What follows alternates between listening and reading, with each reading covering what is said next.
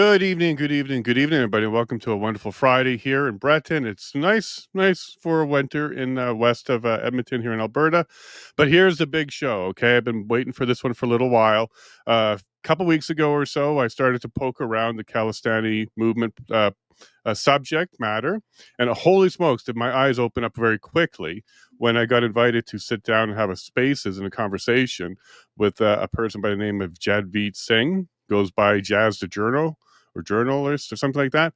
Anyways, I was not prepared for that particular conversation because I'm not prepared on the subject matter very much.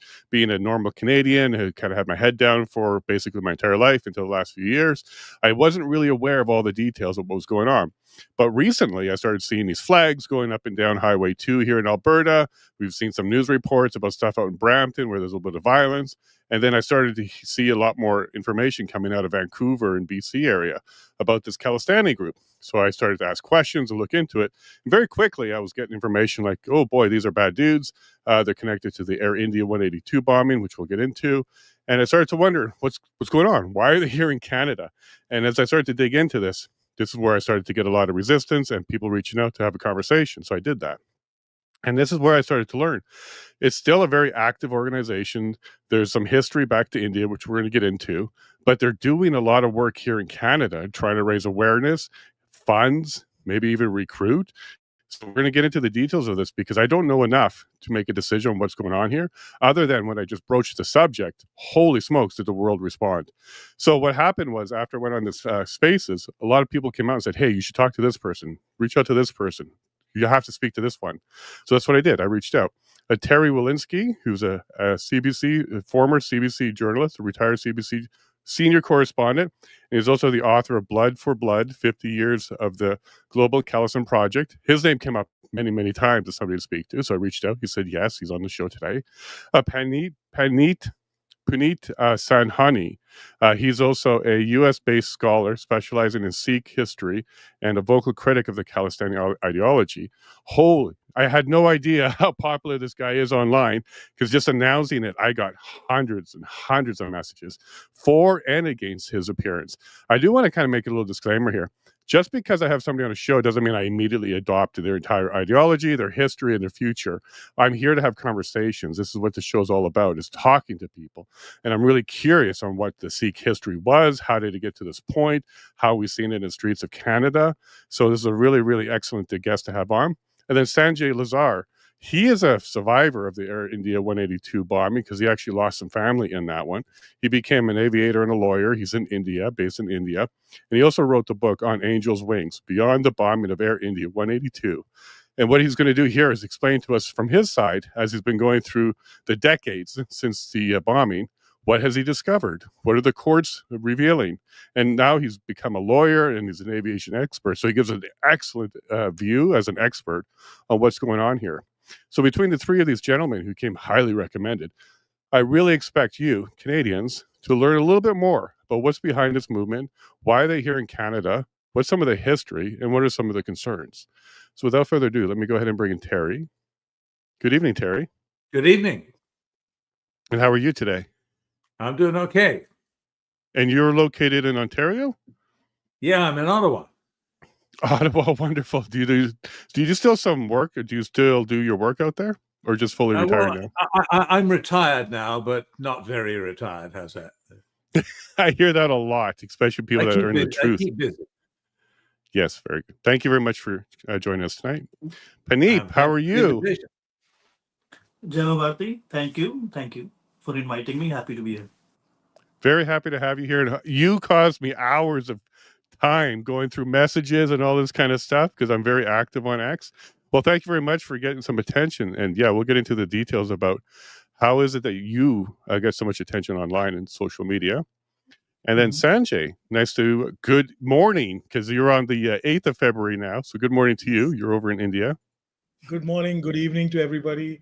Good afternoon to wherever people are tuning in. And lovely to be on your show, Jason. And good evening to Terry and Puneet, old friends. And I've known Terry for years and years, decades. Good morning to you, Sanjay. Yes. And all three you came highly recommended, and there's more. So to let everybody know, there's going to be additional shows about this subject as we bring on more people, because I got a long list of people to speak to. But what we're going to do is we're going to start with these three gentlemen here today. So we have Canada, we have a US-based scholar, and then we have a gentleman over in India. So this is a very international episode here. Let's start with you, Terry. So you were a Canadian journalist with the CBC. Let's go ahead and talk about a little bit about your history, and then let us know about your book. Well, my history is not very interesting, really, because I sort of mostly just worked for many years. And one of the stories that kind of caught my interest, there are many, but this one in particular seemed to just have legs, as they say in the trade. The story lasted. That stayed with me all the way was I got a call at my home. I was actually here in Ottawa for a couple of years at the time. On a weekend in June of 1985, asked me to get on a plane quick to Ireland because a plane had gone down. And my competition was quicker than me, or got up earlier than me, and he got on the Concorde, which is still flying in those days. Sanjay will remember that. Yes. And he got there to London before I did. But London isn't Ireland. And because I was late and missed the Concorde by going to New York, I had to fly to Shannon Airport on the west coast of Ireland and drive all the way down, which got me there much quicker than my competition, but quite accidentally, because London was closed all the flights to Ireland because of the crash. So it turned out that I was there and had the field to myself for a while. And I was overwhelmed, as we all were, by what had happened. The horrifying scenes of the bodies of children soaked in aviation fuel being winched up into Royal Air Force helicopters. It just makes you want to cry even 40 years later. And I became friendly with some of the families. I was amazed by the decency and their forbearance that they showed. I'm not sure that an English or a Canadian or an American crowd would have been so calm and dignified in the face of this tragedy. And so over the years, I stuck with it. And coincidentally, I happened to be based in Vancouver when the trial came along, which was, as you know, pretty much a judicial disaster, in as much as it failed to convict the two principal accused in that case. And then, by yet another coincidence, I happened to be based here in Ottawa again when the judicial inquiry began into the Air India bombing. So, cut a long story short, I became rather knowledgeable, and my hard drive piled up. Had to buy another hard drive. In those days, they didn't hold that much. Masses and masses of data about what had happened and its antecedents and the histories of the people who planted the bombs. And it became such a cause célèbre because, again, at the end of the inquiry, it wasn't like the trial in which the families came forward and basically wept with rage live on CBC in the wake of the verdict. And after the judicial inquiry, it was just quiet. They just said, we didn't expect anything better. We didn't expect vindication. We didn't expect justice. We've learned not to expect justice. And, you know, when people tell you that, we've learned not to expect justice, that gets your attention, because they shouldn't have to learn that on top of all the other things they've gone through, which Sanjay knows and all of us put together better. So in the end, they told me to, you should write a book about this. So I did that. And a lot of people, certainly in India, read it. It was actually published in India, not in Canada. Maybe explain why you haven't been able to get a copy, because it wasn't published here. And the book is still, the book is still, a couple of years later, still doing okay. Anyway, that's an explanation of my connection to that story and to the Khalistan movement more generally, which underpins the story of the Air India bombing. So there probably isn't another Canadian alive right now that knows this better than you at this stage. Well, no, there would be a couple, but they're not writing about it so much. One I would mention in particular, Kim Boland of the Vancouver Sun. She was an inspiring colleague. She and I were the only ones that sat through the whole trial together. And she knows where all the bodies are buried on this file, but she's got a full-time, she's not retired, and she's still got a full-time job reporting on all the various gangsters in British Columbia, and that will keep you plenty occupied. So she doesn't spend as much time on this file as I do. Because I can choose my story as a retiree. Nobody assigns me. It's great. You should try it. Organized crime in BC, and there's a little bit of overlap with this story as well. I think we're going to get into it at some point as well. Puneet, let's go ahead and introduce yourself as well. A lot of people know who you are. I learned that. But let's go ahead and introduce yourself as well.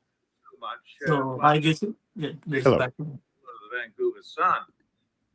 She was an inspiring colleague. She and I were There we go. Yeah, go ahead, Puneet. Okay. Yeah. So, Jason, the thing is like this issue also became kind of like my obsession, where it has basically overtaken my life. But, I would like it to be precise so your audience can understand, which is basically Canadian, right? So, yeah, I'm basically like, this is a fascist movement, like Khalistan was a terror movement, which actually, in a way, had really roots in Canada. One of the most fascinating, I may not share much of politics with him because he's kind of a lefty. But there is a very respected Canadian journalist. His name is also Terry Glavin, right? He's a war correspondent, like a famous guy. He was actually like the first person who started to make noise in Canada that we have like a terror movement here and it's very dangerous and it's gonna implode. And he went even in like 1984. So basically, they were a terrorist like holed up in a temple, and there were all kinds of like depraved activities there. And so the Indian government went to get this terrorist out, and like the temple suffered a lot of damage, which is basically like the Vatican of the Sikhs. And in that, the prime minister was killed, and a lot of people were lynched in Delhi. And I'm actually born in Delhi, and my dad was very, what do you say, was very close to being lynched himself. And when we were growing up, like it was the thing that we suffered. So like like I grew up in Delhi, and my father grew up in Delhi, and he's like, we never suffered any discrimination. Like Sikhs are like maybe the most successful and the most looked up to community in India.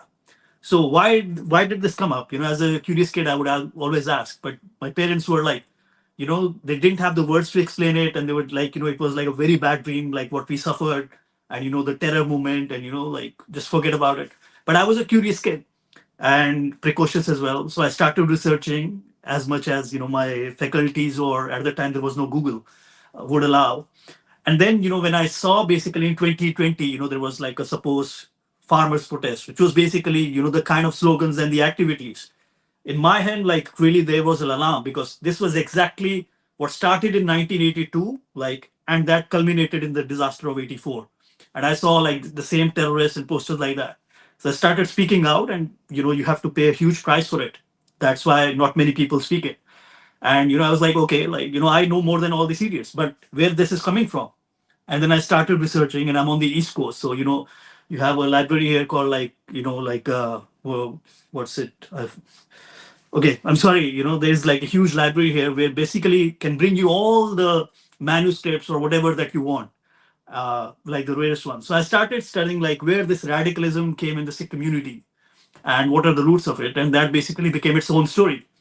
And then I found like actually what I'm finding is like nobody has spoken about before, or they've tried to speak like people try to speak truth in the communist time in between the lines. So that became, and I challenged them, and and they have no words to it. So I became like the lightning rod, because like people go really crazy about religion, and they have invested so much what do you say, emotion in lies. So it's basically kind of like what Martin Luther King, at a way, suffered from, like the Catholic Church. Like maybe this, I don't know how good an expression that is, but that is kind of like how it triggers. And it's very, I give you, like most people would run away. to give you an example, these people don't have any intellect, so I keep on challenging them. I don't think there is any Khalistani or can face me in a debate, and so I give you like a couple of examples you figure out. Like Terry, for example, he made a great documentary, and I sent it to you. Like Yeah. Sikh politics in Canada, and I think that's excellent. Everybody should watch it. It was made in 2007, so 17 years, but it's even more relevant now, like timeless documentary. Terry faced a lawsuit. I don't know, it was like 36 million or something like that. And in the end, nothing happened. When it came, okay, like you can pursue it, nobody came because there was nothing wrong in it. Don't sell me cheap. But, It was 136 million. right, 136. So, but you imagine like what kind of harassment they put you through it. I give you another example. For example, you talk about Jazz the Journal, the same guy. So there is like a Canadian girl, Brittany. She's like you. She got curious about what is this Khalistan and started posting about it. Now, what she did was, this guy, that Niger, was killed. She went to like the what do you say, British Columbia, like jail, the website, and she found that these people who were basically arrested, their names are not there, right? So the logical conclusion would be that they have been let free. Actually, they had not been let free. They had been changed their names or put in a secure detention or whatever. But that is the thing. What she said was the logical conclusion or the fair thing to assume from that. But like even like this Stu, what's his name, Stu Global or whatever from Globe and Mail. Well, they're saying this person has lied. It's so outrageous because I asked Terry, he would have also assumed, okay, if their name is not there, that means they have been, maybe like given like what is the word for it? Like given a bail. But like they just run, and this Jazz, he basically brought out, private photos of Brittany, the same person that you're talking about. She has tattoos and she lives here, and go and fetch her. So you can't even imagine. And the third example I give, so Terry also wrote this report. It's for McDonald Laurier Institute about this Khalistan, right? So again, he sued again. It's basically for harassment. And then they got like a letter from the Sikh scholars, who oppose his thing. Terry has done like, abused the Sikhs or whatever. They have not given any example where Terry has abused anything, right? And people who are signing it, somebody with Sikh who is doing like a PhD in English, right? Oh, wow. You basically have a Sikh name, and they have made this list and they have published it anywhere. And there was one scholar actually who was a genuine scholar. His name is Pishora Singh. He works at University of California. So if you basically go on him, the first time he was appointed a professor, he has to write a report, what research he has done. What he did actually was so fascinating. I think this is 2000, I forget the year, but if you go to University of California, Riverside, I think, you just do Peshora Singh, in his first report, he has written how Khalistanis have basically made his life hell. They cannot do him research, he has to get police protection, he cannot even go to the Sikh temple, he is harassed. And they have no evidence, and they are just creating this environment of hate. And they are doing this letter campaign, and it is so. And that person, few years down the line, does the exact same thing for Terry Milewski. So this is it. So they almost make it impossible. It's the same. I give you a real example. So like I live in New York, right? So before Trump, all this, I live in New York. I eat a bagel. I see this Chrysler building. There's just like Jewish marks on this entire city, and there's huge number of it. But when this Hamas protesters, a group of thugs, they were like beating the Jewish people on the street. They in the fight between a thug and a lawyer, and if you don't enforce the law, the thug will always win. So basically, these Khalistanis, not now, in their entire history, in these hundreds of years, they have never produced any. I don't want to use the Hindi expression, who can face me in it, and like.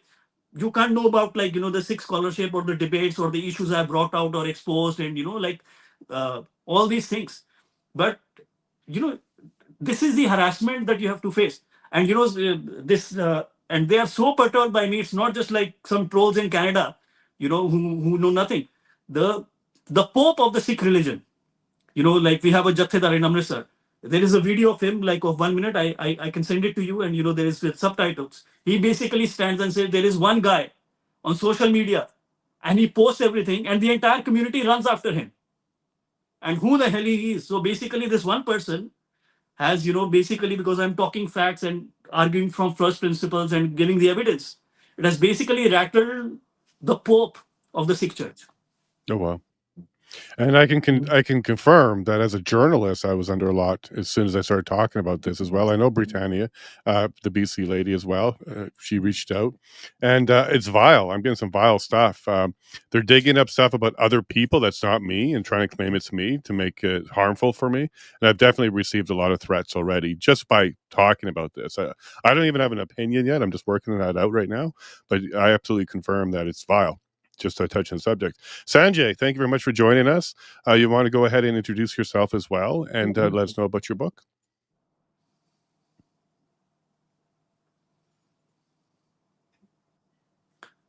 Sanjay, your mic is off. Oh my! Yeah, I got him. I got him. You're good now. Yeah, sorry. So, thank you, Jason, for having me on your show. And like you, I got a ton of messages when I put out that you put out that I'd be on your show. I got so much of hate mail telling me that I shouldn't be on your show because you're a right-winging racist, and I should, no way connect with you. And by then, I think you'd already connected with Terry, and later on Puneet, and I knew that they were going to be on the show. And regardless of that, I believe, in an independent analysis of each person's abilities to judge what they're doing or not doing. And I'm pretty grown up now. I'm not a 17-year-old kid. So about me, I was from a small suburb in Bombay, India, and yes, I lost my entire family, in the bombing of the Air India 182 Kanishka off the Irish coast. I lost my dad, my mom, and my sister, baby sister, who was just 3 at the time, and I was barely 17 at that time. And I was suddenly plunged into this world of the unknown. I was a happy-go-lucky, partying, drinking on the sly, smoking on the sly guy, young teenager, who loves to party. And this is the mid '80s we're talking about, and then suddenly I was thrown into this, and like Terry spoke, he reached Shannon. There were no flights to Cork. I was whisked off that very day, unknown by friends and family friends, and landed up in London. And there was a bomb scare there. And then we couldn't go to Cork that day. So we went the next day, and then, got involved in the entire hurly-burly of identifying bodies, of, watching, naval ships come in and bring bodies every day into the Cork General Hospital. So as a young kid, all this shakes you up. It bewilders you. It shatters you, really. And yes, it was an extremely traumatic time for me, because I was all alone, and I'd lost my entire universe. The entire not only my universe, the entire ecosystem. I had so many family friends on that flight who were other crew members. My dad was the in-flight supervisor of that aircraft. So it was a pretty crippling blow. And of course, later on, I just learned to roll with the punches, and uh, came the first anniversary and the fifth, and the 20th, and I've been in touch with Terry ever since then. He's one of the first people who actually interviewed me way back then. So we've got scores of interviews and bites that he's taken, whether it was in Ireland or in Vancouver during the trial, or all. I'm talking about all these years that we've been in touch, and off and on. And I was with Air India after that. I joined Air India as a youngster, and I flew for 38 years. And then, of course, I became a lawyer quite early, and I've written in my book about why I became a lawyer. And uh, I fought back a lot of issues, and I've been chasing down this terrorist threat, this to get to the bottom of the mystery, or that was the mystery of the bombing of Air India 182. So I was at the trial in Vancouver. We met with the Crown in Bombay much before the trial came up. I saw the mess that the Canadian justice system made of that trial. I saw how witnesses were either killed or threatened to shut their mouths. And I realized there was so much of fear, like Puneet talks about it. In those days, the Khalistani movement was this radical movement that had taken off in the mid '80s and early '80s and mid '80s from Punjab, and gone into Canada, and really grown.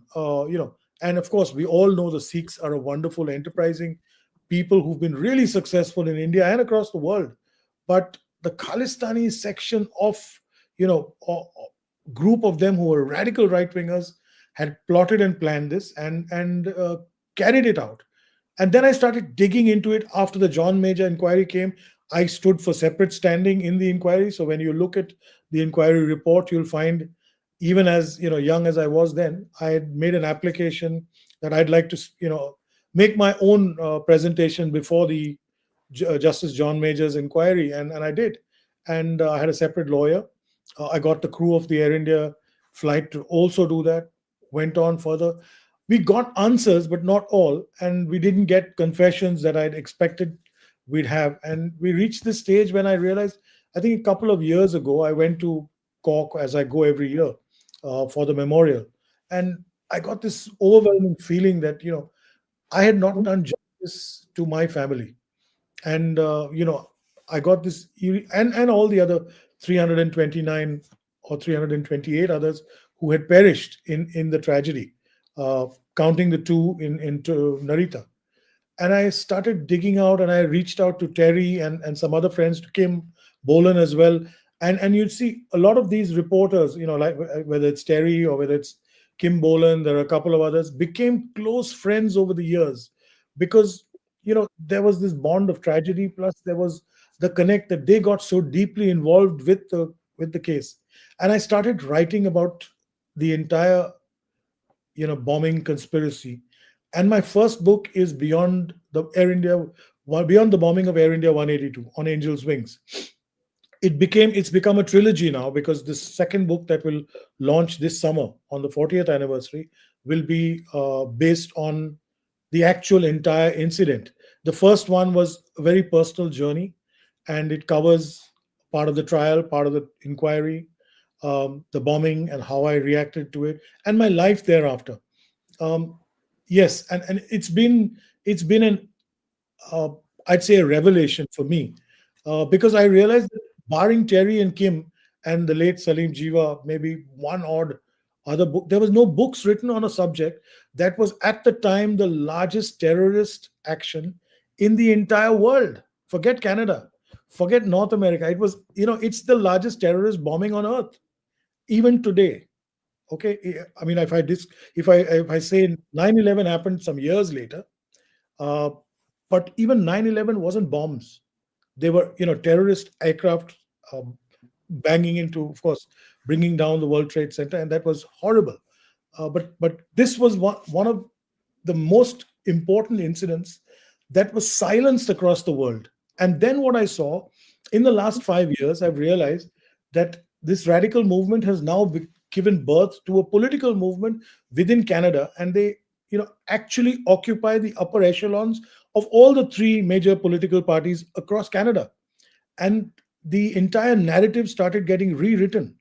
And that was troubling me, that the truth was never coming out. People were talking, conspiracy theories and JFK stories, who done it, the Indian government did it, or some spies did it, all that nonsense. And I said, this is the time that somebody has to put their foot down and start writing and bringing out the truth. And that's how I've set about, my last part of my journey. I'm now all grown up, and that's just about me. Yeah, I took a voluntary retirement from the airline, and I took a voluntary retirement from my airline. I had 5 years to go, and I said, I'm going to dedicate it just to documenting this entire escapade of terror, and that's where I am. Okay, thank you, Sanjay, and we'll look forward to that book coming out on the 40th anniversary. And this is one of the things that Javid kept saying was, it was 40 years ago, 35 years ago, kind of like, get over it. It happened a long time ago. And Terry, when it comes to Canada, a separatist movement isn't a curse word around here. Quebec talks about it all the time, and even Alberta talks about it sometimes. There's a lot of people that don't mind that kind of thing. But when we draw a line here in Canada is when it gets violent. So the FLQ crisis that we had in Canada, you saw Canada's response, both from the government and Canadians don't tolerate this kind of thing. And this is what Javi kept saying is, look, you're okay with Quebec separatists and them doing violence here in Canada, but you're not fine with the Khalistan movement doing it. And I'm not fine with the FLQ violence, and this is what I couldn't relate to him. is I think I'm a pretty typical Canadian who draws a line at that point, violence. I don't think he understood that. Now, as you were doing your research and you're living through all of this and watching this, is that also a very similar response from other Canadians? Is we don't deal well with violence. We don't want it involved at all. So this Air India bombing, which, as Sanjay has highlighted, was the worst terrorist attack in all of the world, that included a bomb of an airplane. So what was Canadians' response at that time? Has it shifted over the years? And why is it that the Khalistani movement does seem to have government support, especially with the NDP leader, Jagmeet Singh, here in Canada, which is quite sympathetic to their movement, even though there's a violent trait to it? Well, I think we have to be honest about the fact that the Khalistani lobby in Canada has been extremely clever. They have managed to foist upon the Canadian public their story, their claims that they speak for the Sikhs worldwide, they meaning the Khalistanis, that they are the authentic voice of all the Sikhs, that their cause is just, and furthermore, and this is where the real toxicity of the current Khalistan movement resides, furthermore, that it isn't true that we blew up Air India. They're trying to get their heroes off the hook.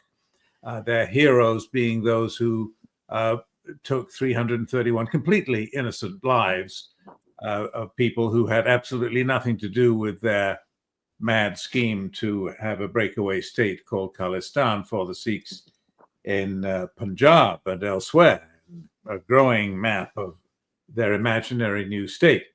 What I'm driving at, the reason I call it toxic is, just imagine this scene, that in a modern, sophisticated G7 economy, that a member of parliament from the governing party, Liberals in this case, get up and foist upon the nation using the reach and the prestige of the national parliamentary website to promote it, a petition calling upon the government to re-examine the Air India bombing in order to discover the role, whatever that was, of the Indian government. Yes, they are trying, even today, 40 years later, to foist upon us the idea that we didn't do it. The Indian government blew up its own plane. It's another truther theory like the 9/11 theory. And it's supposed to get their martyrs off the hook. That too is an extremely toxic matter because it involves the parades and temples showing life-size glorified pictures, martyr pictures and posters of Shaheed, martyr, Jatida, leader, by brother Talvinder Singh Parmar, the mastermind of the Air India bombing, is a great man, a father of the Sikh nation, a model for Sikh youth. This is the worst mass murderer in Canadian history. Now, if that ain't toxic, nothing is. But the effort now has become focused on this crazy petition. It's not the first attempt of this kind, but it's the most sort of prestigious. I mean, the man gets to be on national TV, on CPAC, but putting forward his petition, asking for another inquiry, as though 3 criminal trials and 2 lengthy public inquiries already are not enough, having all come to the same conclusion that based on abundant, hard, documented evidence, I'm not talking about people saying somebody said it or hearsay or speculation, I'm talking about hard evidence that we know that their heroes, the people that they worship as martyrs, we know that they did it.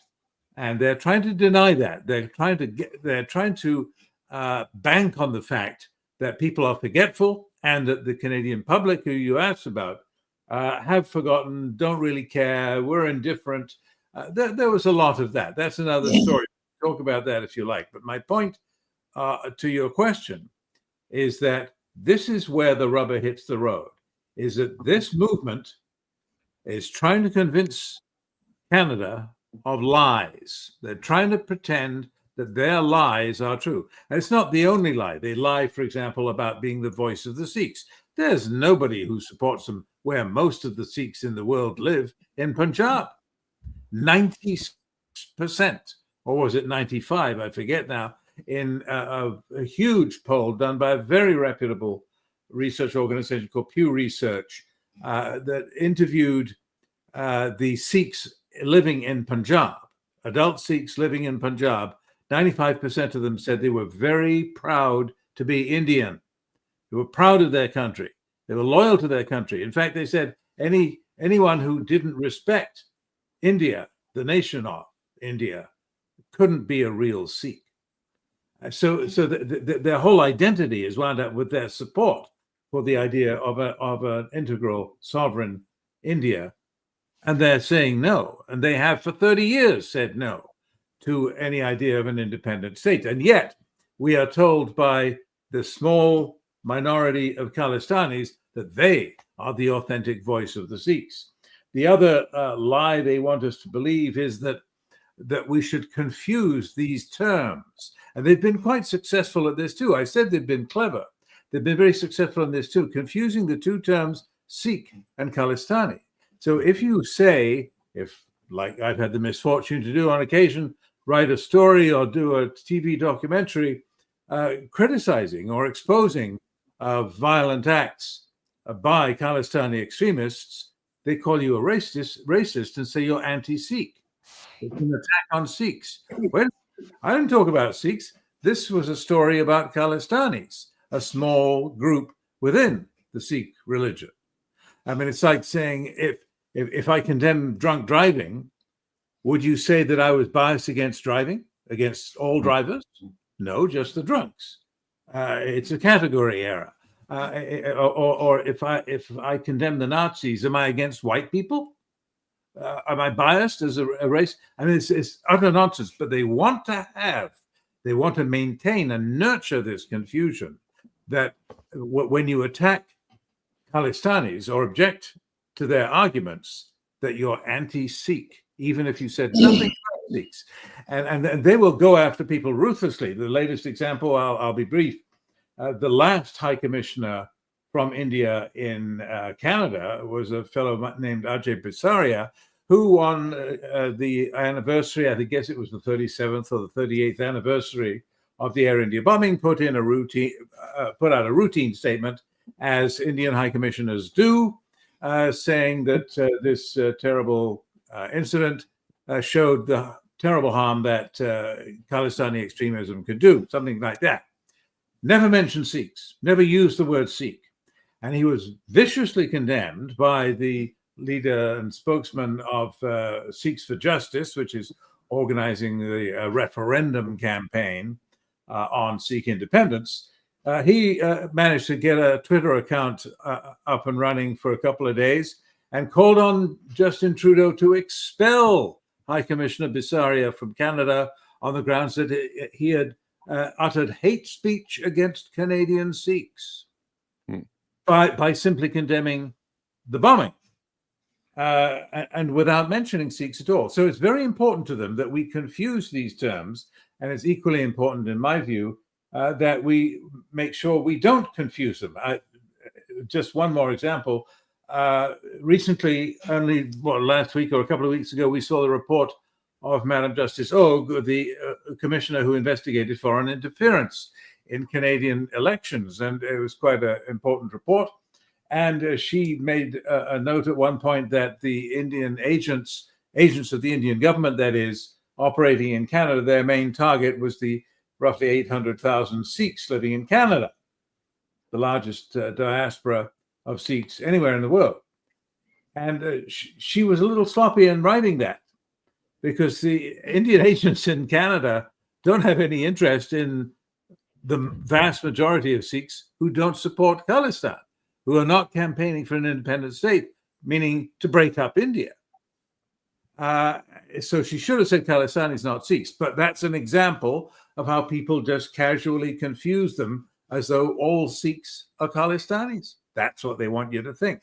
But the final and the really important thing right now is this appalling petition trying to get Canada to rally around the Sikhs, meaning really the Khalistanis, to rally around and have a re-examination to expose the role of the Indian government in this appalling terrorist atrocity.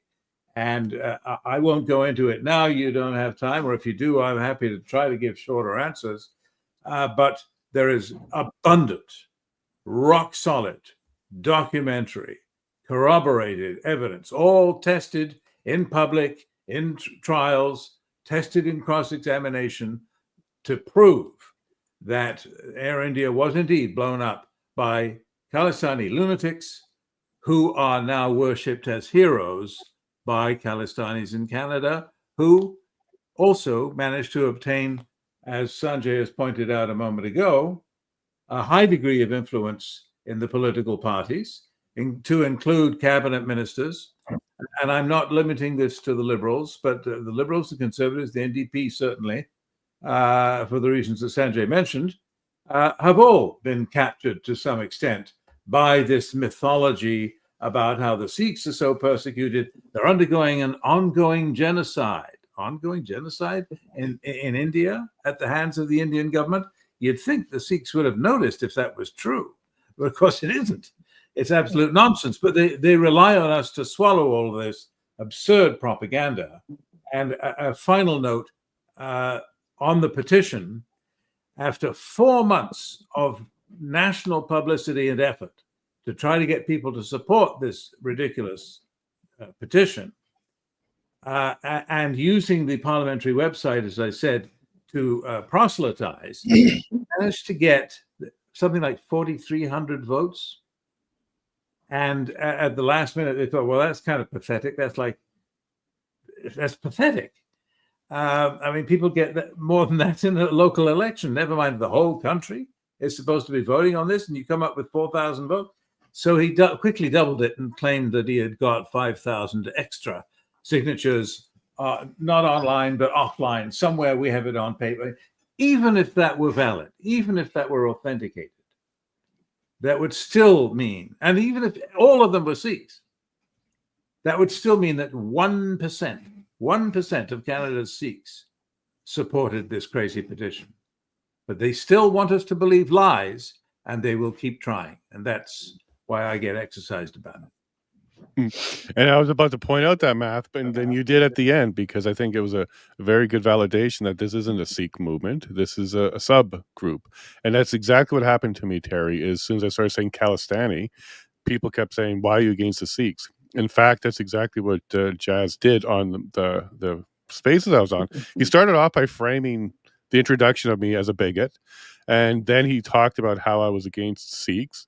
And then he finished off the spaces by telling me I don't belong in Canada because I don't have the same views that Canadians have, that they should go ahead and support all politically charged protests in Canada, regardless if they're foreign or domestic, violent or otherwise. So this is the framing I had to go through with this particular gentleman. Puneet, what I'm going to do is I'm going to play a video, and it's not from 1985. It's from 2025 here in Vancouver in Canada. And what I'm going to do is show it to you, and maybe you can explain to Canadians what it is we're seeing here, who are the effigies about, and why are we seeing this on the streets of Canada? Because this was just a few weeks ago.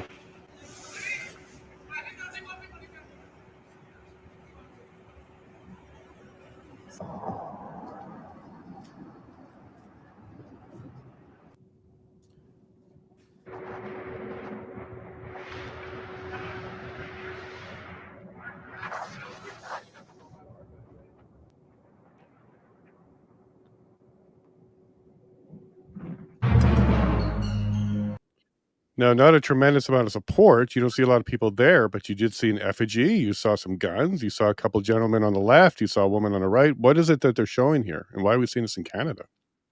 So, Jason, it's, like we actually made noise about it. So she was the Indian Prime Minister, and, two of her guards, and they were Sikhs, by the way, and the Indian intelligence had actually warned her to remove the Sikhs. And she, she wanted to make a statement, and she said, I don't want to give the expression that you cannot trust Sikhs in India. They are my children. But, these, I don't want to use the word, a strong word, but these, evil thugs, perforated her body with bullets. And, so they are celebrating the assassination of the Indian Prime Minister on the streets of Canada, right? And I put the other video. It's not just her. You see like kids 4 or 5 years old, and they are pointing guns. So they are basically brainwashing kids to become like Al Qaeda jihadis. And they have such a power, Jason. Would you believe? So once this video came out 2 years ago, and I posted it on Twitter, and it became viral and became a news source. And no, there are so many parliamentarians. Nobody, I think it was Anita Anand, one lady, she tried to say that this is not right. And they made an example out of her. She got all these hate comments, and she just said, we should not celebrate acts of terrorism or, this assassination on the streets. So she shut up. Now the conservative leader, Pierre Poilievre, he wanted to condemn it, but he did not have the guts to write it on his X platform. So what he did was he went to his website, and on his website where you have to click on a special link, and on that link you go is like a statement, we condemn it, it has no space. And then I basically took a screenshot. I was like, what the hell? You communicate on X. If you condemn this and you say no, it should not be a space for it, you should do it. And he did not have the guts. And compare it with another example. This guy Nijar, who was killed in Canada. Now, we have disagreements. Like I think, like how he died between me and Terry, and we have discussed. But you see this guy. There is videos of this guy where he's saying from the pulpit, we killed the Indian Prime Minister. Like this Khalistanis. We have assassinated the Indian Prime Minister, and we have assassinated the army chief, and we have assassinated the Sikh Chief Minister of Punjab, and like we have done suicide bombings, and this is our proud legacy. This is not my opinion. This is what Nijar, this guy for which like the relations are bad between India and Canada, he used to say from his pulpit. And this person, like had a moment of silence in the Canadian Parliament. Can you imagine?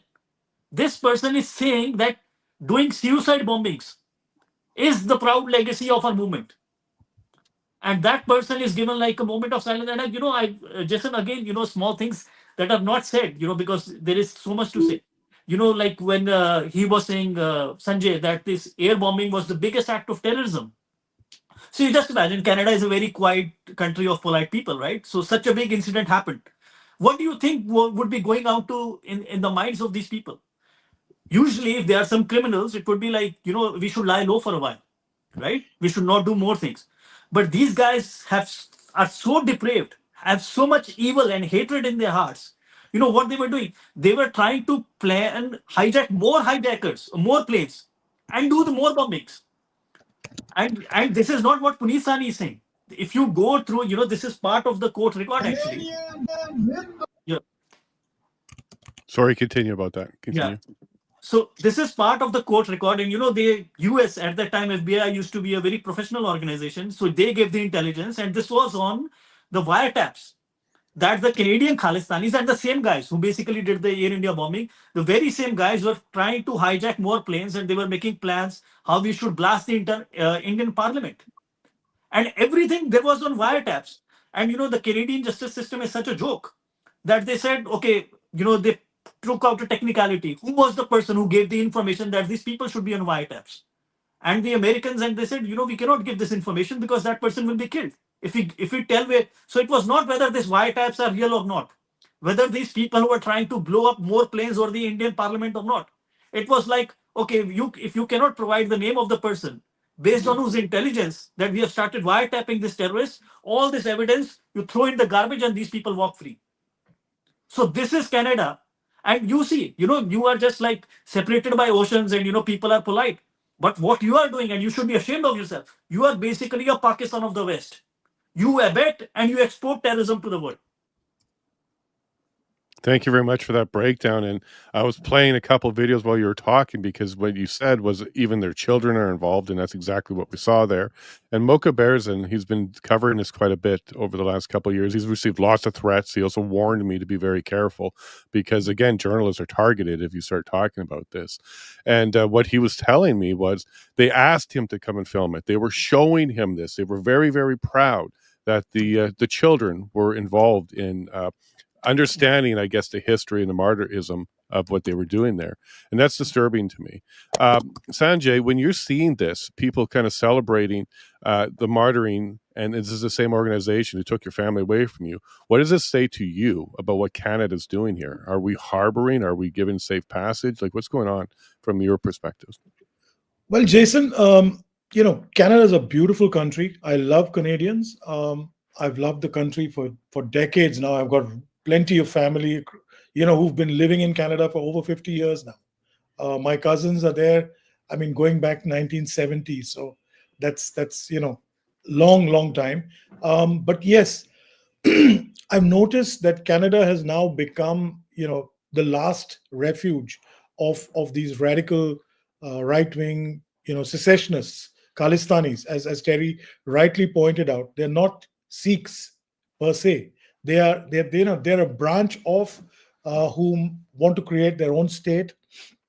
Perhaps uh, Justin Trudeau should have carved out a little bit of BC or part of Alberta and let them live there and call that Khalistan. But it's sad because Canada's been such a liberal, wonderful country that believed in the rule of law. Yet we've seen since 1983, 84, I'll tell you this. It doesn't start today. It's gone back 45 years. When you say you spoke to whoever, Jazz or whoever they were, um, and they said, it's 40 years ago, let's forget about it. Mhm. That's you don't forget international tragedies of a global scale just because time has passed. We still speak of the horrors of World War One and World War Two. Why? Because we as a race, as humankind, are condemned to repeat our mistakes if we forget them. And that's important. And it's also important that the Khalistanis are in denial, yet they deify their criminals who planted these bombs. There is no question of Talvinder Singh Parmar's involvement in this. There is no question of a couple of other players' involvement in this. The fact is that they escaped the harsh spotlight of a criminal trial because witnesses were killed, witnesses got silenced, people disappeared. Tape recordings of their plot to bomb this aircraft were deleted. So we've got only transcripts, but CSIS wiped out hundreds of hours of tapes. That they were surveilling on Talvinder Singh Parmar's house, on Rayat, whole lot of them. And there's so many loopholes. As a lawyer, I can tell you. And how has Canada behaved? You go back to the same person that Mrs. Gandhi, who Puneet spoke of. She was the former Prime Minister of India. In 1982, she made a request to P.A. Trudeau, the then Prime Minister of Canada, to get this guy out, Talvinder Parmar, for killing Punjab police in 1981-82. He was, hiding in Canada, and Trudeau refused. Not once, twice, plenty. There were 26 requests. Now, let me tell you, had he been extradited in 81, 82, we would never have seen the bombing in 85. So even as far back as 81, 82, the Canadian liberal group was protecting criminals, international criminals, right? 85, we saw them watch from December of 84 till June of 85. The RCMP and the CSIS and all these authorities, including some Americans, kept surveilling all these guys and waiting for the penny to drop. They all knew it was going to happen. So it's not that it came out of the blue. Oh, but they woke up one morning and they said, "Oh my God, they've bombed an aircraft." No, they were tracking these guys for months and months. So that's how the Canadian system has allowed this. 85 to 25. We've got 40 years. Not much has changed. The only thing that's changed is they got silenced after the John Major inquiry and the report. And let me tell you, all these conspiracy theories that Terry spoke of, and the new theories that they're coming out, the Indian government did it, or this agency did it, or that agent, these were all defenses before Justice John Major. The World Sikh Organization sought, and Terry will correct me if I'm wrong because I was there, I was much younger. They sought and got intervener status. Halfway through the inquiry, they wanted to upgrade it to full level of participation like I had. They filed the same claims. They had the same damn witnesses. These so-called CSIS heads, etc., who tried to, there's one guy who's written a book, Soft Target, which I'd like to talk about because it's a load of rubbish. And in my next book, I will debunk that entire story. But what people forget, and what today's young community in Canada do not even know, that this entire evidence was played out before Justice John Major. So either you say that the Canadian Supreme Court, retired Canadian Supreme Court judge, was a bigot and he did not conduct that $130 million inquiry correctly, or you look at what he says. And in his executive summary, and I could actually read from it for you. He's so clear. He says, the World Sikh Organization failed to provide an effective defense for the Sikh community, taking up instead for the Khalistanis. This is on page 3. I'm not even going into page 1300. And they kept trying to trump up these Indian government conspiracy theories. I mean, that's a load of rubbish. We're talking, we're in 2025. This happened 20 years ago, the inquiry. And at that time, they presented all these witnesses, all the evidence. They were allowed. Though as an intervener, they didn't have that status. So let's understand that none of this is new. And when I hear that Mr. Dhaliwal and other MPs in Canada, a couple of them are trying to raise this inquiry again, it's hurtful, of course. But my question to them is, go ahead, let's go for it. But are you going to allow me to bring in all those tapes that you've deleted? Let's have statements of the witnesses that you killed, which are recorded on oath. Tara Singh Hare, who was a journalist out of Vancouver, British Columbia, he was killed, but he's given an affidavit. In the affidavit, he states XYZ said this in this place in London. I was hiding behind the curtain. For all you know, he was probably in the room. But what be that as it may, there is so much. There's a mountain, of evidence. So this is what needs to, get into the psyche, and how Canada today is trying to celebrate, or Khalistanis today in Canada are trying to celebrate the martyrs, as they call them, or the shaheeds, like Puneet said, or the killers of Mrs. Indira Gandhi. I despise all sorts of violence, frankly. Killing of anybody, I do not prescribe to at any level. There is a legal system, there is a justice system, and we follow it. I was shattered. I was in the trial, sitting not more than 15 feet from alleged killers of my family, who got out of the trial for they escaped the focus of criminal law because of a lot of technicalities. But I was gutted. It didn't mean that I wanted to take a gun and kill somebody. No. If I could, I would, but I wouldn't. I'm a law-abiding person, and I believe in the rule of law as a lawyer. We went through the inquiry. We got answers. Not all, but some. And we still hope that someday, one of them will confess before they pass on into the next world, and at least say, yes, we did it. This was what happened. Because 99 out of 100 pieces are already fitted into this puzzle. There may be 1 or 2 pieces that still lay aside. So that's what it is. Yeah, that's when you're pursuing justice. That's usually the case. You'll get close, but never 100%. So Yes, Terry, sir. so what I'm going to move to now is, even if we put Air India aside, even if we put the India government and their involvement, even in propaganda aside, we have lots of intelligence partners like the US and other countries who also say this is a problem and Canada should be taking it seriously. When the US designated the Proud Boys as a terrorist organization down in the US, Canada quickly adopted it really quickly as well, even though we didn't have any of them here. They weren't doing anything here in Canada. It was because of our intelligence and our partnership with the US that we went and designated them that. But we didn't do anything about the Khalistani movement at all.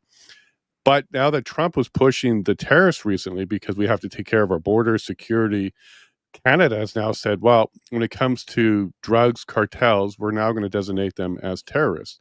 Now, there is some overlap in my research that I understand that some of the funding behind this particular group may be coming from drugs that are being shepherded over the BC-Alberta border and funding these organizations. So why is Canada so slow on working with our partners for this particular group, but very quick on other groups that don't even show up on our streets here in Canada, like the Proud Boys?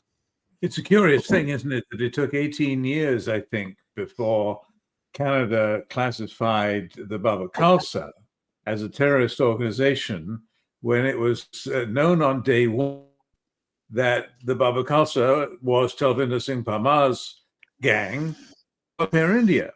I mean, they knew that with so quickly and with such certainty that the CSIS officer, the service, a spy basically, the agent assigned to watch Parmar before the bombing. He was away on vacation when it actually happened. He came back and phoned his wife, and his wife said, "Haven't you heard?" And he said, "What?" And she said, "Yeah, Air India went down." And he's still just on the phone at the airport, and he says to her, "Parmar did it." He knew. He'd been following Parmar. He knew what he was up to, knew what he was preaching in the temples, such as, for example, this is a quote, "Indian planes will fall from the sky." Kind of gives the game away, doesn't it? Or that been preached at the temple near the airport in Moulton in Ontario, near Toronto Airport.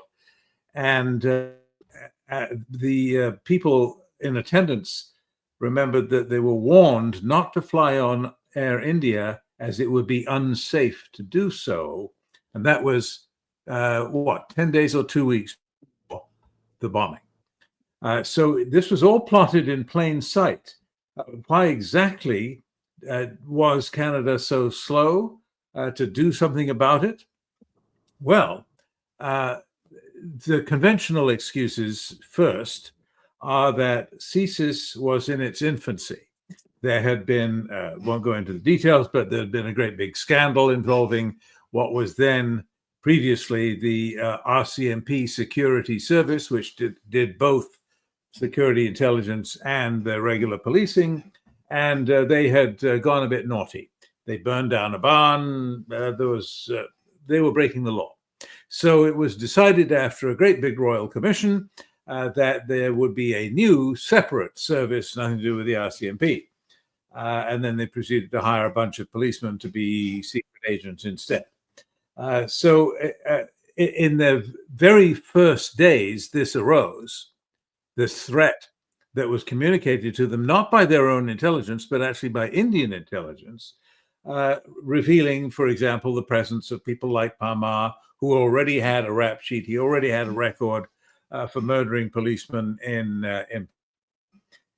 that the Canadian government would do well to keep a close eye on them. Then they did. But then, and I'm still talking about the conventional excuses, they didn't have translators to listen to all of those tapes. They accumulated a great pile of these great big reel-to-reel audio tapes, bigger than dinner plates, huge things, and they were rolling all the time. Parmar was on the phone all the time. They were taping him. They were taping others. And they had this huge pile of untranslated tapes taking up. What were they going to do with them? And it's not as easy as snapping your finger and hiring some Punjabi waitress to come in. No, they've got to be professional. They've got to be sworn. They've got to go through security checks. And the third explanation, which is less conventional, is that the CSIS simply all at sea. They didn't understand what was going on, regardless of not listening to the tapes. They all looked the same. They didn't even learn to distinguish between the players. They didn't make an effort to find translators that could be sworn. They just simply used that as an excuse for not translating the tapes. And then there was the matter of, what about deleting the tapes? What about the really tricky question on this is, what tapes that they deleted after the bombing, when they knew that the person on the tapes was the prime suspect and that its own agent, who was in charge of following Parmar, that he had said Parmar did it as soon as the plane went down. He knew. So what did he know? And what happened to those tapes? Well, frankly, there's so many competing explanations. I don't know which one to pick. I don't like any of them, to be honest.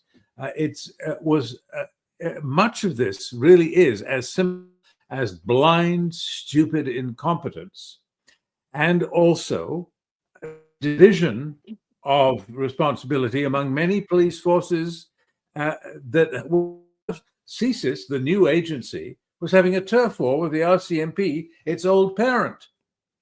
And so they didn't want, for example, when they followed Parmar and his bomb maker, Indrajit Rayat, into the woods, they tiptoed through the woods when these two went off into the woods on Vancouver Island to test the detonation system, to see if Rayat's bombs would really blow up as well as Parmar wanted them to. He wanted to blow planes out of the sky. And was Rayat, who was an auto mechanic, was he capable of building a bomb that would accomplish that? So he got on the ferry with two CSIS agents in pursuit, followed him onto the ferry, even held the door for him at one point, and followed them into the woods. Parmar goes to Rayat's house. They go off into the woods. Boom! They're hiding behind a tree. One of them's behind a tree. The other's still at the wheel of the car, and she ducks down. She said, it scared the hell out of me. It was a big bang. And they didn't report this to the RCMP, these two CSIS agents, or their superiors. They didn't want the RCMP to know too much about what they were up to. So the RCMP never stopped them and searched them. And to this day, we don't know who there was another Mr. X in the car with them, supposedly helping to build the bomb. We know who that person was. They didn't even have a camera. These are spies with no camera. Anyway, I have no memory about it. Anyway, that's just one example of what I call incompetence. They weren't doing their job. They weren't sharing the information. And after the bombing, the RCMP were not told by CSIS that they had been wiretapping Parmar, their principal suspect. They didn't want the RCMP to know that. And what? And let them get the credit for the arrest? I mean, it just takes your breath away when you look back on it now. How did they manage to make such a hash of this? Well, one thing we can agree on, we could go on talking about all the various excuses. I did get a former CSIS director on one interview once to admit that, well, they've got excuses, but let's face it, they dropped the ball. Big admission, except that he went back on it when he came to testify before the John Major inquiry. And they said, well, you said they dropped the ball. Oh, yeah, but, the reporter kind of made me do that. I made him say it? Anyway, it's a bit of a farce, really, when you dig into the so-called investigation. It's a farce. And I have, as you can tell by now, a good answer for you for why Canada failed either A, before the bombing, to prevent it, or B, after the bombing, to get some of justice for the families, such as Sanjay. And there is no good explanation other than incompetence. I mean, nobody was paying them to do a lousy job. There's no suggestion that there was bribery here. There was just, they were trying to cover up their own mistakes. They didn't want people to know. They didn't want people to have the tapes, to be blunt about it, all of the tapes unedited, because they might reveal something that they'd never listened to, never got translated, and should have known, but didn't. So it's best if we just get rid of those tapes, right?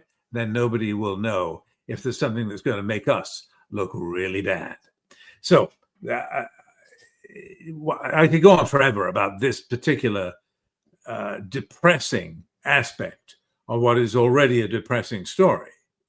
But Canada's performance, I have no hesitation in saying, in confronting the threat of Khalistan terrorism in the 1980s was a national disgrace. Terry, and I hate to burst, or maybe not burst your bubble, you may know this better than anybody else. it hasn't changed much. If you follow some of the trials around the coups or the freedom movement here with the RCMP involvement, there's a lot of questions too, and it may be incompetence. I've listened to testimony from RCMP officers or tech people as well. They're not the best of the best, to be blunt with you about this. So it's kind of heartbreaking that it wasn't likely corruption, it was incompetence. And then also the cover up of their incompetence also led to poor investigation and possibly evidence being gone. It breaks my heart, Terry, that you're saying that, but I'm going to let you know, I don't think much has changed. It might be part of the culture of the RCMP because they take an oath to themselves. They don't even take an oath to Canadians. And maybe that's exactly what happened. As CSIS spread off, there was a lot of territorial, maybe some jurisdictional bravado going on where they were trying to, one up each other or something like that. But maybe one day we'll look into that. Maybe that's something that Canada should look into Can I just, a little bit further. Can I just put one line, Please. underline just one thing before we drop that topic? And we'll try not to hog the time. And that is that let's remember, though, that the RCMP didn't blow up any planes. Mm-hmm. The origin of this disaster is not incompetence by government officers and agents. They were indeed new at the job. They did indeed have no translators. They were indeed working with antiquated policies. The policy was the Soviet Union is the enemy. And they lifted the surveillance on Parmar the day before the bombing in order to pursue a suspected Soviet spy. That was the priority at the time. So I'm not trying to improve their lousy excuses. I'm just saying that let's remember that not only were they innocent, they weren't involved in bombing any planes, but also those who did were very good at their jobs because they killed the witnesses. People knew who did what, but they were not willing to talk. And that was compounded by an antiquated and inexplicable legal process by which, and I'm not kidding about this, you won't understand what I'm about to say, and I don't understand it either, but this is a fact, that at the trial, a woman who knew the inside dope on the night before the bombing about one of the suspects coming to borrow her car to take bags to the airport, but he wasn't going anywhere, only the bags were going, and if he were caught, she would never see him again. In other words, he gave the whole game away. Mm-hmm. He had these bags to take to the airport that they were going and he wasn't going. That woman refused to repeat that story on the witness stand because she feared for her life.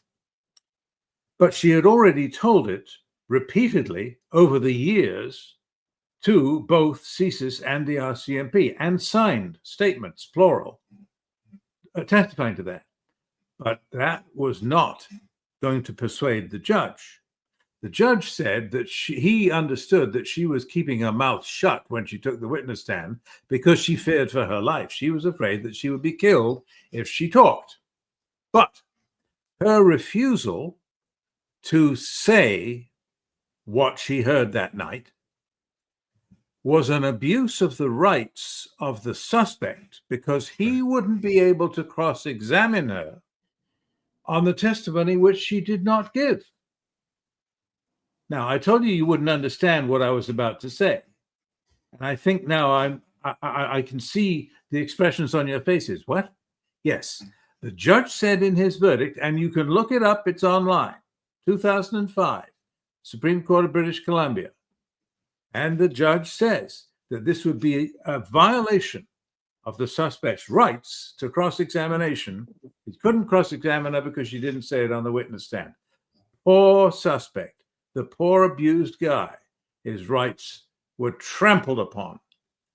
So we couldn't credit the enormous risks that this woman had taken over the years to confidentially reveal this devastating evidence to first a CSIS officer and then to the RCMP. I mean, it's, you just have to shake your head and say, this is madness. What does it take? She had a confession. She had evidence that could have put this guy away. It could have clinched the case. But It wasn't. The judge just threw it out. Same thing with the gentleman who heard a confession, Tara Singh Haya, who did not live to testify.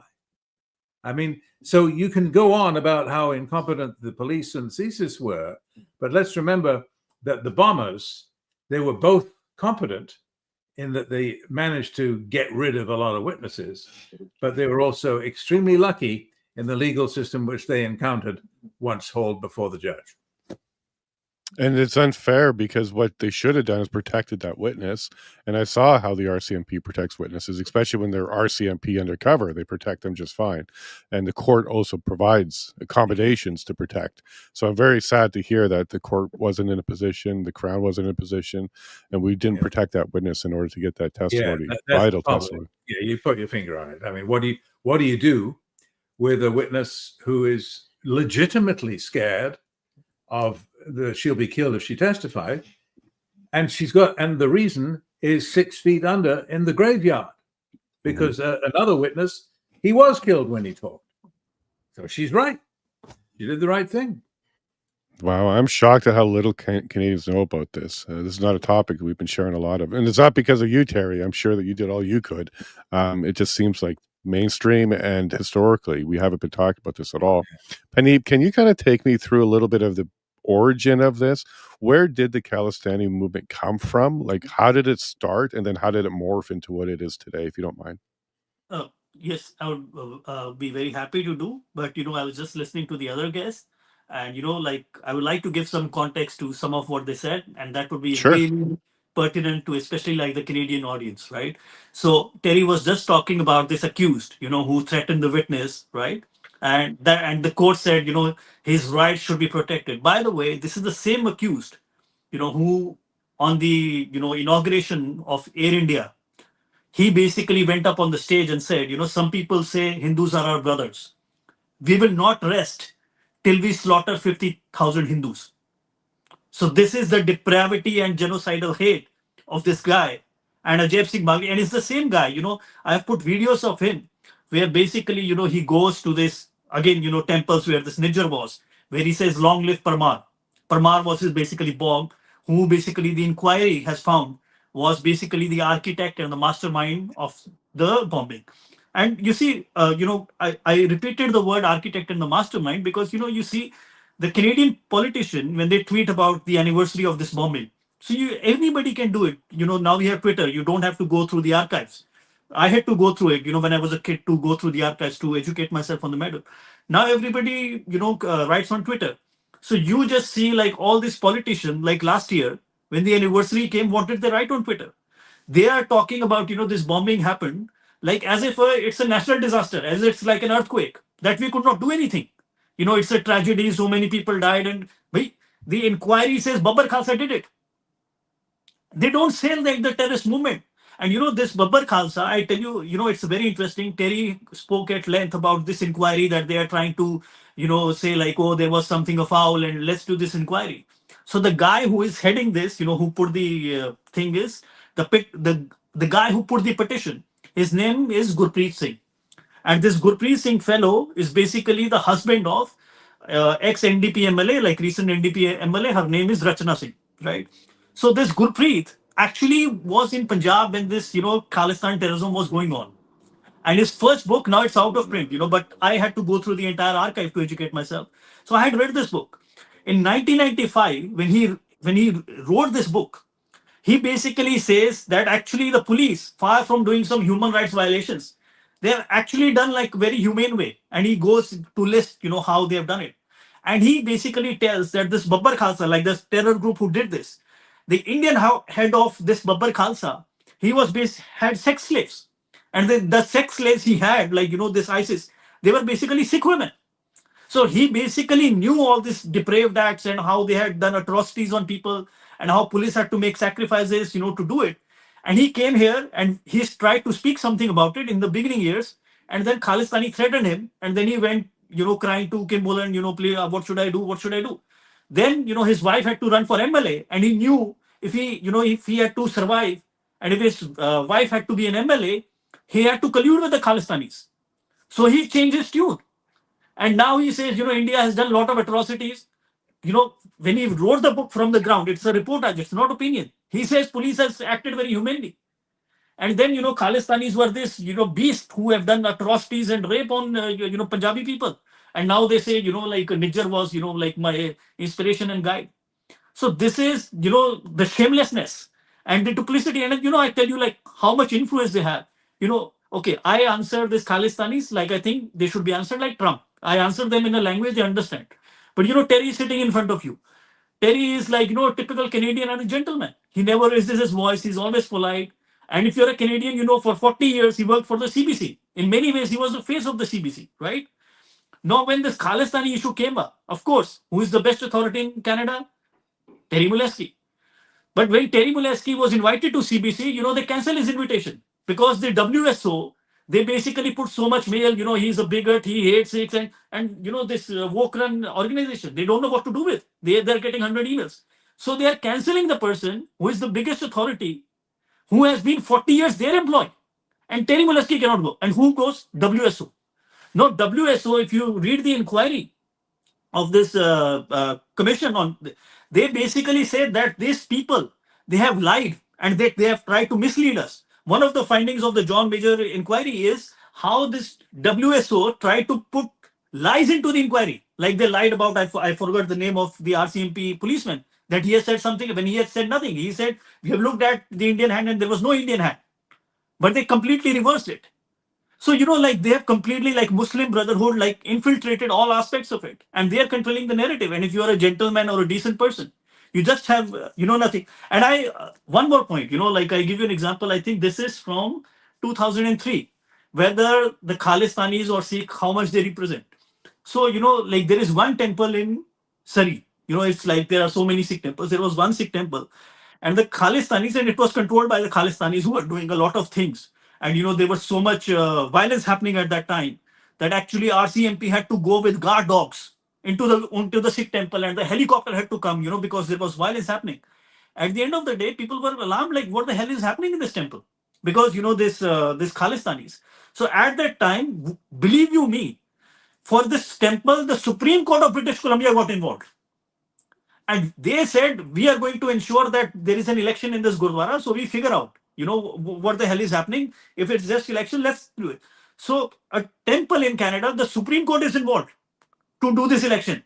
And who was the head of this? It was this Harjeet Sajjal's father was the head. His name is Kundan Sanjay. And what was the result of this election?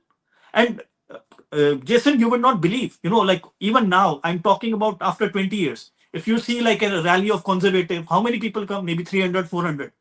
In this Gurdwara, in a Sikh temple election, 40,000 people came out to vote. Because finally they saw the Supreme Court is involved and the police is involved. Finally, we would have a voice. 40,000 never come out even in India. And the first to last, Khalistanis, they lost the election. They lost from peon to the prime minister. Every seat they lost the election. Because they were like, okay, like the police is going to protect them. But they are violence and they are vile. And what can you do? So this is, I'm giving you evidence. It's not India or some Pew survey. I'm giving you the results of the election in Canada that was overseen by the British Columbia Supreme Court. And then my question about the origins of the Khalistani movement. How did it start, if you don't mind? Yeah, it's basically, this will be like a huge, like if you really want to go into the roots, like one of the things is, the problem starts in 84, when basically the Indian army makes a siege of like the Sikh Vatican. And, in response, these guards basically, like the Sikh bodyguards, kill the prime minister. And they are basically revenge killings in India.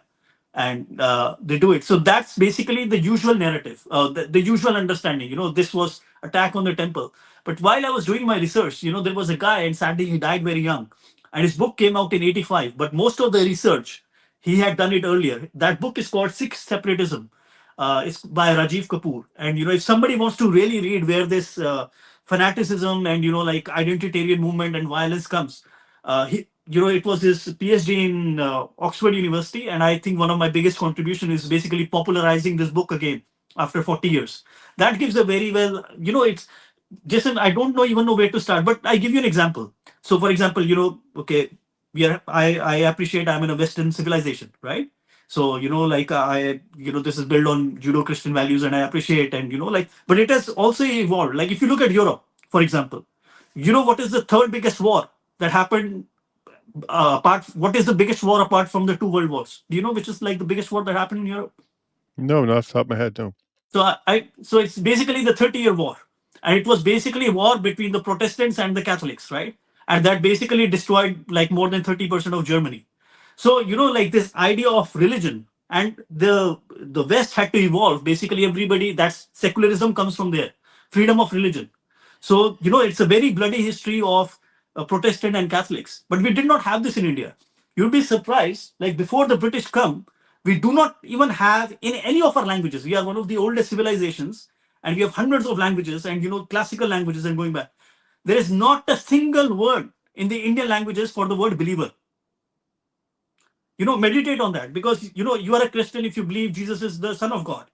You are a believer, you are a Muslim if you say like Muhammad is the final prophet. In India, like it's a very different way of understanding. So it's always about knowing. So for example, Sikh, it basically means a student. It means a journey. It's not you have reached an end. So it's not what you believe in, it's about what you know. So there are many different spiritual movements based on yoga, or self-reflection, or non-duality. It's all about knowing.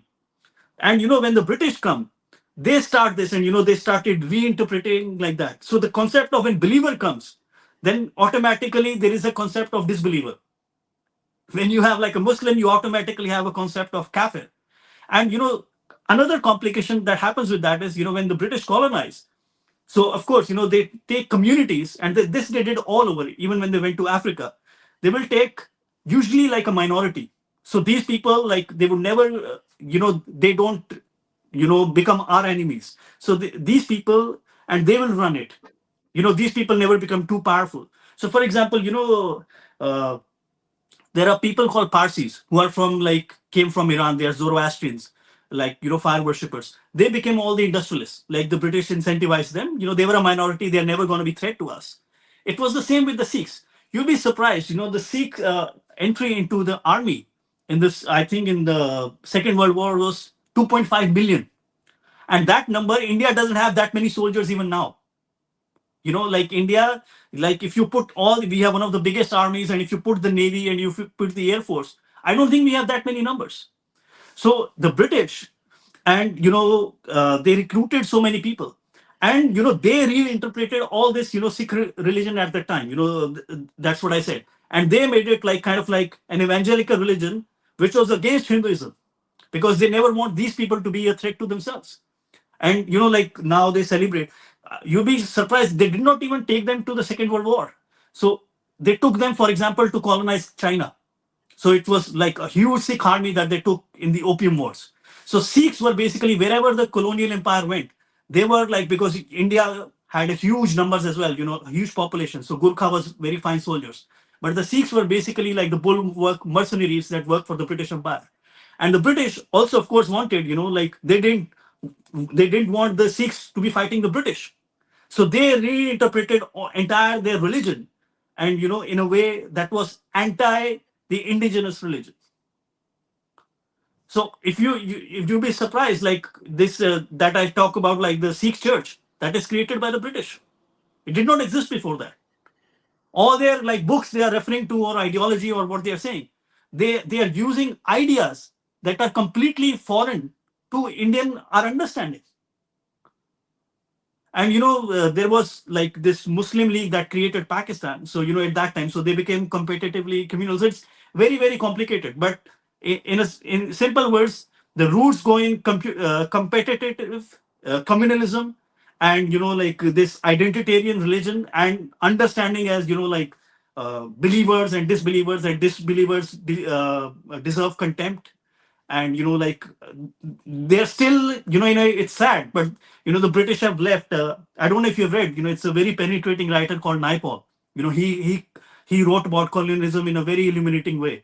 And people leave, but they're basically the flotsam of the empire. So they are living in ideology and ideas that had used in 1920s, but they are living it in 2020s. I don't know how well I was able to explain myself, But if you want any evidence of what I say or clarification, I would be happy to help you. Thank you very much for that, Puneet. And what I'm going to do is I'm going to bring back and have some more of the origin and the history, because, like you said, it's very complicated. It goes back a long ways, and includes the British as well. Now I'm going to go to Sanjay. And Sanjay, Just a second. I gave like a 90-minute lecture, and it's basically an outline of my upcoming book. It's called okay, how Sikhi, like that's again, Sikhism, we don't have ism. So Sikhi is how we would use the word. How Sikhi was colonized, Abramized, and de-Hinduized. And where I basically take how, for example, in 1880, this was the policy, how in 1920, this was the policy, how in 1900. So how in phases and how the radicalization basically creeps in. And what happened in 1980s was basically like an explosion of this hate that had been, like put at the roots. So if somebody wants, maybe if I was not able to explain myself, if you put this title in YouTube, there is like a 100-minute lecture by me, and that would really help you. thank you very much. And if you can put that in the private chat, we'll share it out with this episode as well for anybody that wants to look into that. Sanjay, we're about to wrap up the public portion, and we're going to get some questions for you in the supporter section. But before I do that, I kind of want to talk about the India-Canada relations. So before 1985, India wanted some extradition. They wanted some Canada to hand over some people, but we didn't do that. The relations have been sour all along. Jagmeet Singh, he tried to get a visa to go to India in 2013 and 2017, got denied. He's not welcome there because of his sympathy and connections to the Khalistani movement. And even today, there's still some sour relations over this, because Canada is absolutely, in India's mind, harboring terrorists. And we're not doing anything about it, and we're not cooperating with them. So what is Canada's reputation on this subject in India right now, today? And is there a way to mend this? Like, should we be cooperating a lot more? What are your thoughts about moving forward on this particular issue? Thank you, Jason. Two quick points before I move to answer your question. One is, Terry spoke about CSIS having dropped the ball, RCMP having dropped the ball. There's another group that was involved, which hasn't really come on too much on the radar, and those are the American intelligence. And when you go through the records and you talk to people like the FBI had penetrated some Khalistani meetings way back in 84, 85. The US Secret Service that guards the president came up to Vancouver and questioned Parmar. They warned him not to do any hocus pocus before Rajiv Gandhi's visit 10 days before the bombing. I still have this strong notion and pieced some evidence that I do believe there were intelligence moles within their Khalistani organization back then. And perhaps, as Terry says, it was innocent destruction of evidence of erasing tapes, but perhaps it was not so innocent too. But I also find it really strange that the CIA, the FBI, and the Secret Service, who all had an inkling of the plan, and they tracked Bagri since the 84 meeting at Madison Square Garden, where he said, I will kill 50,000 Hindus and planes will fall from the sky. With the Parmar comment, where he said that, they spoke about Mrs. Gandhi even before she was dead, after Operation Blue Star, which was, of course, a huge mess when they did it. So there's a lot of empty loopholes there we hope to fill now, through writings and hopefully communications. The second point, you asked Puneet about the origins of Khalistan. And I don't think, from what I remember and I've recollected in my upcoming book is a gentleman called Jagjit Singh Chauhan, who was a MLA in Punjab. And he lost two elections in 64 and 69, if I'm not mistaken, 1969. When he lost the second election, he moved to the UK, London. He met a man there called Devinder Singh Parmar, also a Parmar. And Parmar had been harboring the idea of a Sikh state for 10, 20 years, and people called him a madman. And eventually, they had the first meeting of the Republic of Khalistan in London in 1970. I remember, when I was reading up post the bombing, Chauhan even had a Khalistani passport made. He had Khalistani currency, and this was supposed to be a country that would be carved out of part of Punjab, Indian Haryana, parts of Kashmir, Rajasthan, but not touching the Pakistani side of Punjab. As you would know, India was partitioned into India and Pakistan after the British left. Half of Punjab is in Pakistan, but nowhere on any map will you see of the mythical Khalistan nation that the Pakistani Punjab is included. And there's a reason why. Because this entire movement has been fomented, fostered, and funded by the Pakistan ISI for over 50 years now. And they continue to do it. You speak of, I think Puneet spoke of Hardeep Singh Nijjar. There are photographs of him in ISI terror camps in Pakistan. Parmar entered through India in 1991-92. He entered Punjab through Pakistan with his ISI handlers. When he was killed, running through the village, he was shot along with his ISI handlers. So it just shows how deep the movement, it's not a secessionist movement anymore. It's been a terrorist movement for 40 plus years. Let's accept that. Let's also understand this same gentleman, Mr. Parmar, was a terrorist, and he'd been killing Punjabis, Sikhs, and Hindus from 1981, not 1985. He'd been killing them. They had a motorcycle gangs. That's how the Bhabbar Khalsa really grew. They'd been killing Hindus. They'd go village to village. They were burning people in buses. They were killing, and all this is recorded fact. So that's it. And it kept growing. Once Jagjit Singh Chauhan, sort of got involved with Parmar. Parmar even met him on 2 occasions. Parmar was one who funded his release from the German jail. And Talvinder Singh Parmar went to Canada. And of course, in Surrey, through various religious, I'd say conferences or conclaves, they started funding this terrorist operation. They believed terrorism was the only way to get their nation. And, here we are 50 years later, it's not happening. Coming to your main question about Indo-Canadian relations. Now, from all the international relations that we've had as Indians across the world, I'd say the Western world, that is, Caucasian nations, if you choose to call them, our Indian relations with Canada have perhaps been the weakest in the last 60 to 70 years. We've really never had a very strong bond, barring, the phase with Stephen Harper. We got off on the wrong foot with the Canadians, who were extremely liberal, I'd say in the 70s, when Pierre Trudeau was prime minister. And, he was supposed to be quite an enlightening prime minister for Canadians in those days. But India triggered a nuclear bomb, a nuclear test in 1973. And if you go back in time, that's when, all hell broke loose between India and Canada. Because Indian nuclear reactors were using Canadian fuel at that time, Canadian design.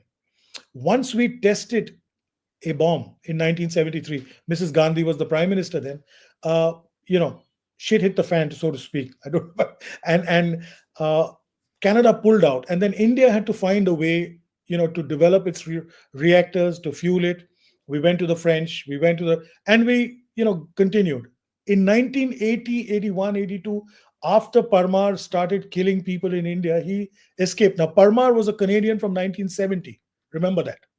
He was a Canadian citizen, and he was resident of Canada, but he was coming into Punjab every now and then through Pakistan, killing a whole lot of people. His motorcycle boys were there. They were shooting and killing guys, and he'd retreat and run back.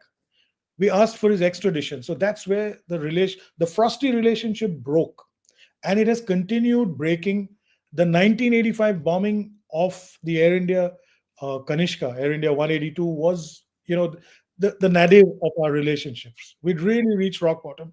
And perhaps adding insult to injury was Brian Mulroney, I believe it was, who called up Rajiv Gandhi to condone the death of the people on our aircraft, the Air India aircraft, and Rajiv giving him a piece of his mind back. Rajiv Gandhi was the son of Indira Gandhi and also a late Prime Minister of India. The reason being, there were 37 warnings by the government of India officially, including the June 1st telex, to the Canadian government that there is going to be an attack on an Indian installation. Forget about CSIS, forget about RCMP. and their prior warnings. Let's just look at this. So you ignored the warnings of a so-called friendly state, and you continued to let these terrorists run. I think it's only when, coming back to the bombing, had we been, and I've said this to Terry on an interview maybe 25 years ago when the trial took place, had this been a plane full of white people, we would have got justice in the first year. I'm convinced of that. This was an aircraft with 280 brown Canadians and 20, 30 odd Indians, 329 people. There was absolute racism, in my view, in handling this issue. There was closed, people put, blinkers on their eyes, and the police force, they let witnesses run away after the bombing. You look at how many of this group, this cabal, escaped to England, some to South America, some to Europe. They disappeared because they were scared of what would happen next. And it was really 15, 18 years after the bombing that the investigations came up.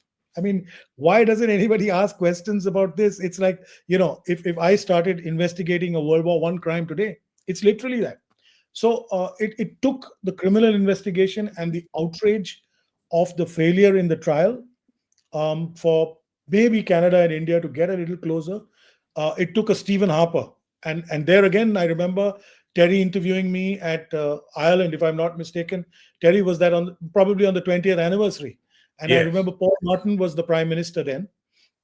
And we were asking for an inquiry at the time. And I remember saying, there were 300 souls out there who were, waiting for an answer, as are we, Canadians, Indians, the world. You can't keep it shielded. There was an inquiry by a retired Supreme Court Justice of India, Justice Kirpal, which was the first inquiry held into this bombing. Days after it was bombed, the aircraft was bombed. The Canadians refused to even be part of that inquiry because they did not want to call it a bombing. They did not want to say that they were involved or they had lapses. And the Canadian Aviation Accident Authority, that is. And they did not want it called a bombing. They wanted it called a crash. So for a couple of years, it kept being called a crash. Well, it was an absolutely confirmed terrorist bombing. So Stephen Harper became prime minister after that, and he fulfilled the promises that he'd made as leader of the opposition in Ireland, and he brought Justice John Major for the inquiry. That inquiry gave us some answers, quite a bit of answers actually. We would not be here today had it not been for that. And he apologized officially in the Canadian Parliament. You transmute that to today. In the last June 23rd memorial, Khalistanis attacked the Toronto and the Vancouver memorials. They would not let family members pray. I mean, is that freedom of speech and expression? Is that liberalism? You don't let somebody pray over their dead? Ridiculous. You had a prime minister who was even ashamed of Canada, who even ashamed to call it terrorism.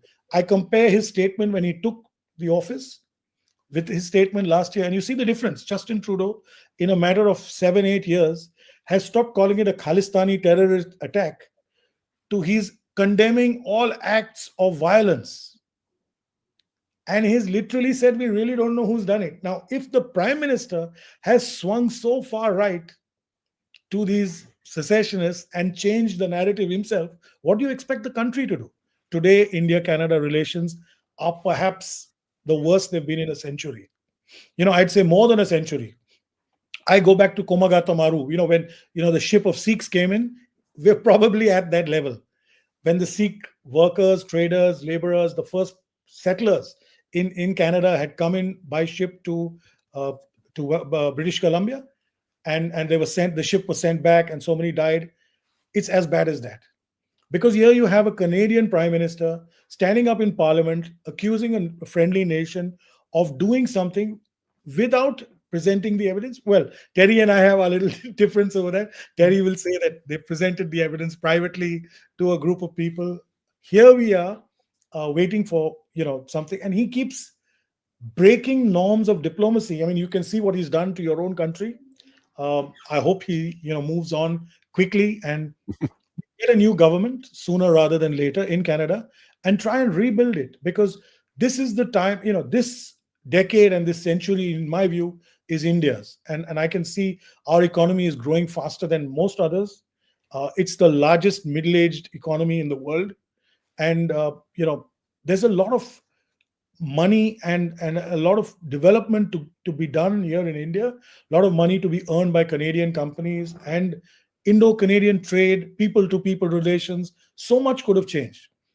But if you keep beating the drum about the narrative of Khalistan, let me tell you, uh, you know, my grandson could be talking to your grandson at the 100th anniversary of this bombing, and we'll still find there is no Khalistan. Let me tell you, Khalistan is, like Atlantis. It's going to remain like that. India is never going to be dismembered into another country. People forget Punjab is and has been, is and has been the granary, the food bowl of India. India could not survive without a Punjab. The Sikh farmers are perhaps the most industrious in the country. The Sikh, our soldiers we've had some great leaders of our defense forces. We've had a prime minister and a president who's been a Sikh. We've had some great guys, Mr. Gill, our police head of so many, and you're not going to see India letting go of even an inch of territory unless it's through a violent war, and that's not going to happen. So I do believe that Indo-Canadian relationships need to be improved. I don't see this Liberal government being in a position to do it, even with a leadership change. I do hope if and when Pierre Poilievre is elected, that he can surpass the Khalistani narrative within his party. And there is a significant section of that. His deputy leader is also associated with a lot of these people. So there's a lot of cross-pollination amongst groups. So I do hope that happens, because Canada has so much more to gain through greater exchange and peaceful relations with India. On the other hand, of course, America is the big brother. If you see the way America and India have handled the Niger, the Panoon case, it's so much more mature diplomacy. It's on a completely different level, and you don't even see a hiccup in the Indo-US relations. They're our biggest trading partners. They're making billions, we're making billions. So that's what I'd like to see. Greater relationships. Yeah. Yeah, and maybe we'll have some of that. We do have to run now to our other side. So, gentlemen, hold on. Don't run away from me.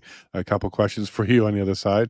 And Yes. but I do want to thank you all. This is a conversation I'm going to have to continue, because there's a lot of moving parts to this, and there's a lot more to learn. There's only so much we can fit into 2 hours. But I think maybe what we can do here is restart this conversation in Canada and have people start looking at it again.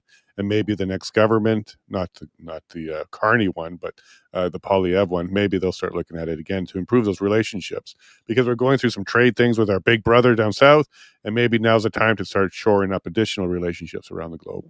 Maybe Yes. India is going to be one of those. That would be nice to see. So hang on, gentlemen. What we're going to do is we're going to play a quick little video. You got about a minute to wait, and then we'll get some questions to you.